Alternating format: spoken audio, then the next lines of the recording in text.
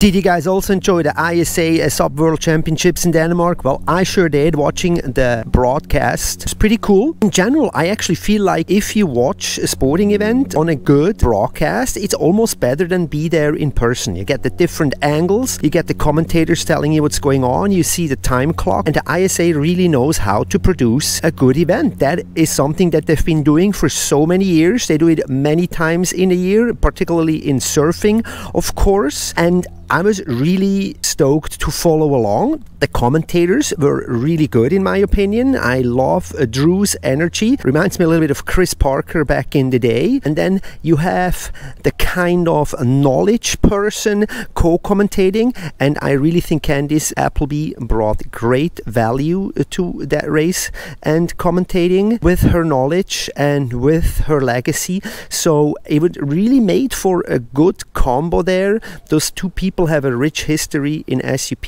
Drew's been commentating since I can remember, Battle of the Paddle days, and Candice, of course, that is a given. So let's analyze a few other things: the races, the athletes, who was there, who wasn't there, and race courses. Let's dive right into it. From a race course point of view, there just seems to be a little bit of different philosophies out there on how a race course should look like. But let's go in order, starting with the tack race. I love tack race, beach starts, and the chicane. Absolutely, to me, that's how a tack race should be and nothing else. What I just don't understand is, why does it have to be 3 kilometers? Why does it have to take 17 minutes plus to complete a tack race? I think that is too long, because now you have almost a little bit of a long distance component in it, where people are starting to build draft trains, and it's just not like a very fast paced kind of thing. I really hope that at some point in the future we have tack races that are much shorter.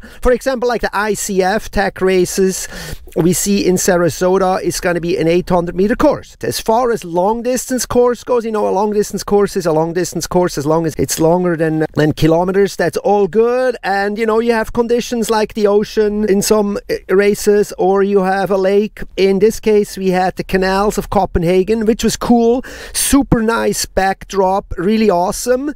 And one thing that could maybe be said was those darn bridges there. I just don't understand really that whole arced bridge that they had there, where even the commentator said, hey, the shorter paddlers definitely have an advantage. And to me, that's just something like, you know. And then there was also some turns in that long distance race that in my opinion were a little questionable, but hey, you know, that's really not that big of a deal. You know, marathon runners also have to run turns. I don't know how about marathon runners have to dock under bridges or maybe run up a staircase. Like, what I mean is obstacles in a long distance course. But overall, I think there was a great long distance course, a great racing. It was really cool. The sprint race, this time the ISA went all ICF style with lanes. Still a buoy turn, that's another thing. I don't understand how a buoy turn belongs into a sprint race. I understand a sprint race, at least in track and field and everything we know, it's a straight line mostly from A to B and not from A to B back to A. But again, that's, you know, you guys have to decide that. You guys are the athletes, you have to speak up. I just find that is a little weird. And also, that course was way too tight. If you look from the drone shots there with the lanes, I mean, like, how much closer can people get together? You got to space those things out. And then that wall, like it has been pointed out, way too close there, the lanes to that wall. And that buoy turn, that inner buoy turn by the wall, I mean, if you have a little bad luck there and you take a little wider turn, you are in the wall. So to me, that was a very unfortunate, that sprint course. But from a spectator point of view, hey, awesome and amazing. What about the athletes? As far as the athletes go, well, my predictions were way far off. I was having my money on the names of the SUP World rankings and some older names. Definitely, I was thinking Noik is gonna come and walk through there. I was thinking Boothie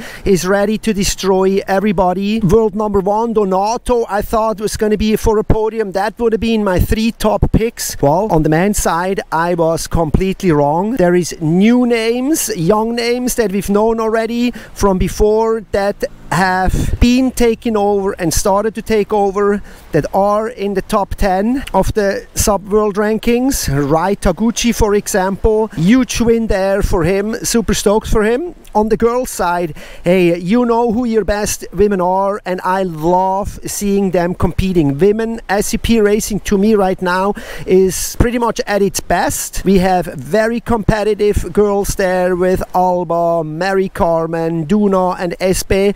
Definitely my 4 favorite racers there. I was really looking forward to see them, and I enjoyed seeing them, and I really wish we would see more of them throughout the year. That's why I'm such a big proponent of a regular pro series, race series, where we could see these girls in 4 to 5 races throughout the year, really competing on that high level. So, and that was being fulfilled this time, so really stoked. I hope they're all gonna make it to Sarasota so we can see them on a rematch. That was really cool. Some people were missing, and actually, what about the business of all of that behind it? I think when you're young you don't really look at that, but when you are running a business you are kind of starting to get an understanding of the finances behind it and everything, and I do not want to know how much that event actually cost. That had to be a solid 6-figure expense on behalf of the city of Copenhagen and maybe the Danish SUP Association. Who knows how much the ISA financially contributed to that. And that also brings me a little bit to the point of Shrimpy's absence and his statement that he was just financially not viable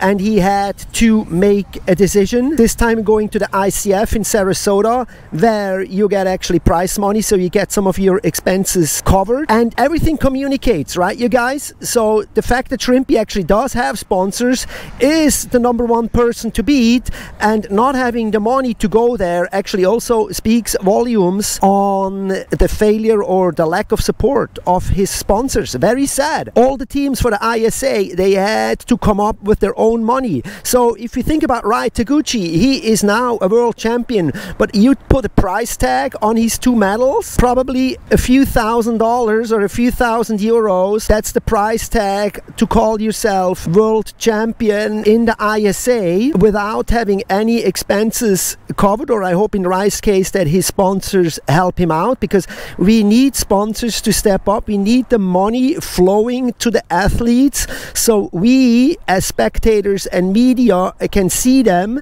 They have a platform that allows the sponsors to have exposure, and then we as media talk about that exposure, talk about the sponsors, and have that all out there. That's how an ecosystem actually is supposed to work. And I am sorry to say, guys, right now this ecosystem is broken. People are not having any money. Money is not coming into the sport. And yes, people are saying, oh, we need non-endemic sponsors to pick up the sport. But how do you think a company that's outside of the SUP sport, like a beverage company or an insurance company or a car company, is going to say we're going to throw hundreds and thousands of dollars into this sport when the sport itself is so fragmented, is so all over the place, there has no core organization, there is 2 federations fighting over it? Do you think a marketing executive at a big brand is like, yeah, let's take over this sport, we're going to sponsor everything with our money, when it's all over the place? I don't think they would say, oh yeah, let's throw $250,000 at this and have some really cool stuff for these kids, when the sport needs to grow up for itself first. Back to the ISA, I'm definitely happy